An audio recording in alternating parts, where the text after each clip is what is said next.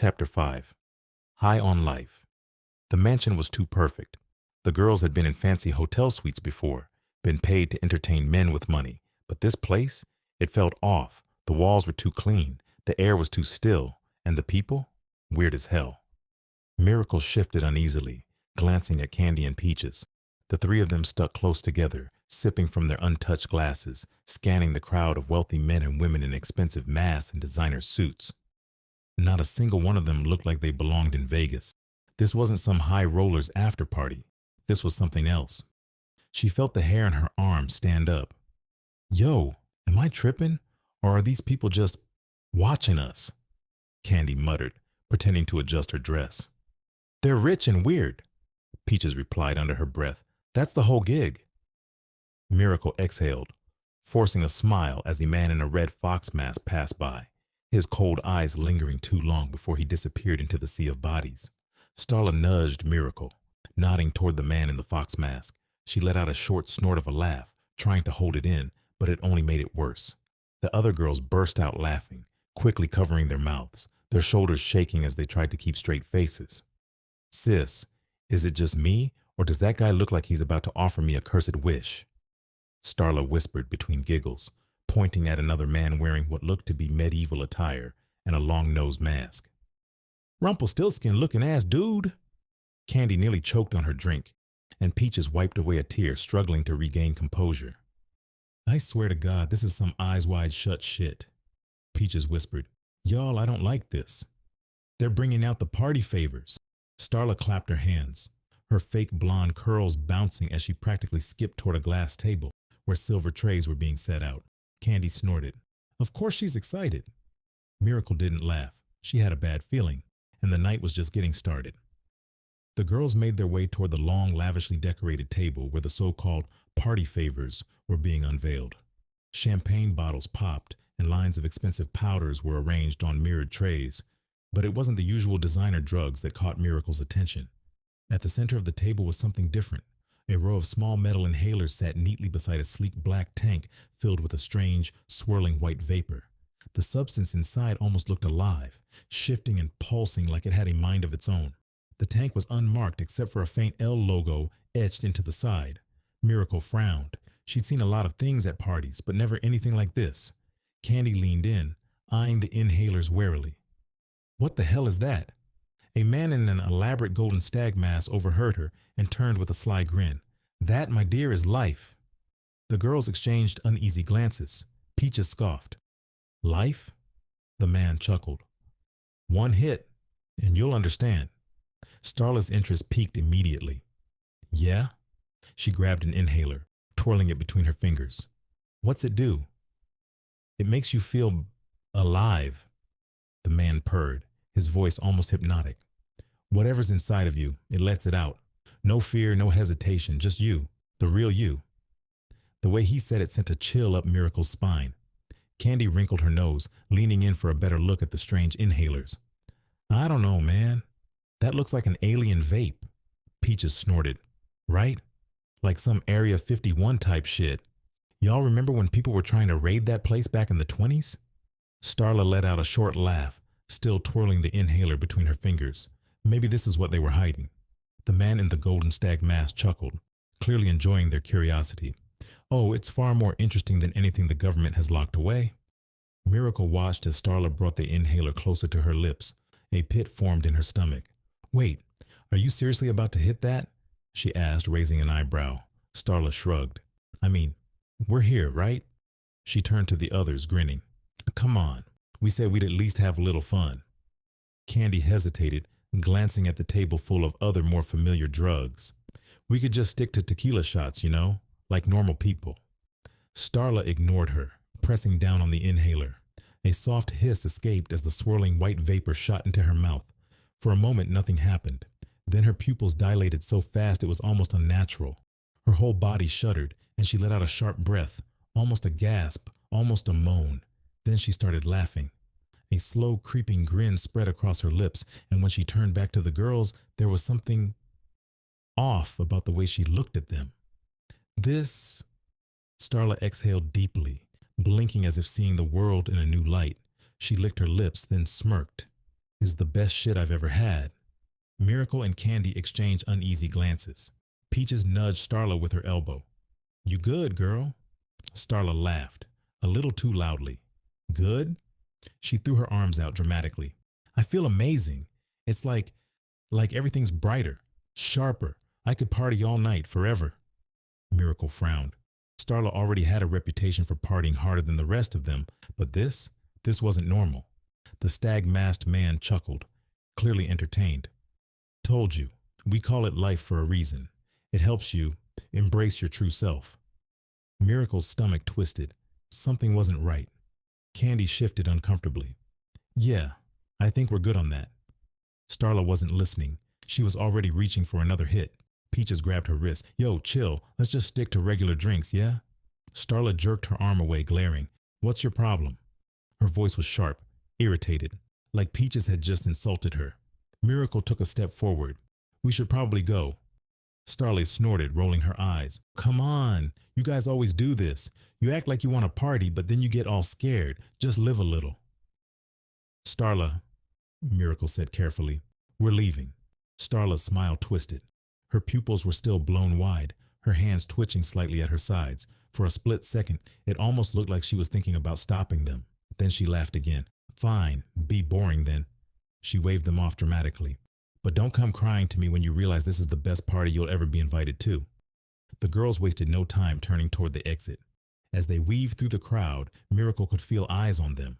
The masked guests, the security, like they knew, like they didn't want them to leave. Her pulse quickened. They needed to get out, fast. Miracle led the way toward the exit, her heart pounding. The deeper they moved into the crowd, the more it felt like the walls were closing in. The air was thick, too warm, too heavy, like a storm was about to break. Don't look back, she told herself. Candy gripped her arm. Why does it feel like everyone's watching us? She whispered. Peaches glanced over her shoulder. Because they are. Miracle risked a quick look around. She was right. The masked guests weren't just watching. They were whispering. And the guards? They weren't at their posts anymore. They were moving. Miracle swallowed hard. Stay calm. Just walk. They reached the edge of the ballroom. The main doors just ahead. And then two guards stepped in front of them. Shit. One of them, a broad-shouldered man in a wolf mask, crossed his arms. Leaving so soon, ladies? Peaches gave him a dazzling smile. Yeah, babe. Party's fun and all, but we've got an early morning. The other guard, a woman in a silver mask, tilted her head. Funny. I don't remember anyone leaving early. Candy's nails dug into Miracle's arm. They were trapped. Think. Miracle forced a giggle. Oh, come on. It's not like we're VIP or anything. Just dancers, remember? We won't even be missed. The guards exchanged glances. Then Wolf Mask gave an eerie smile. Fine. We'll walk you out. Shit. Miracle kept smiling. That's sweet of you, but we're good. Promise. Silver Mask stepped closer. We insist. The exits were blocked. The crowd was watching. The guards weren't letting them go. They had one chance. Miracle flicked her eyes toward Peaches. In one motion, Peaches yanked the fire alarm. The room exploded into chaos. Now they just had to run. They pushed through the panicked crowd, heels clacking against the marble as the fire alarm wailed overhead. Almost there. Miracle glanced back, and her stomach twisted. Starla wasn't running. She was dancing, arms swaying, hips rolling, her eyes half-lidded in a trance-like haze. The flashing red lights cast eerie shadows across her face. Her lips curled into a dazed smile. Starla, let's go, Miracle shouted. Starla just giggled, twirling in place. Why? The party's just getting started. Something was wrong. Before Miracle could grab her, a group of masked guests closed in around Starla. She disappeared into the sea of writhing bodies. No time. Miracle turned and ran. They burst through a side door into the cool night air, their lungs burning. No guards yet. Keep moving. Peaches pointed toward a storm drain. There, the tunnels. Without hesitation, they jumped in. They weren't safe, but at least they weren't inside that party anymore. The tunnels belonged to the Sitaka. At least that's what Gorm always told them.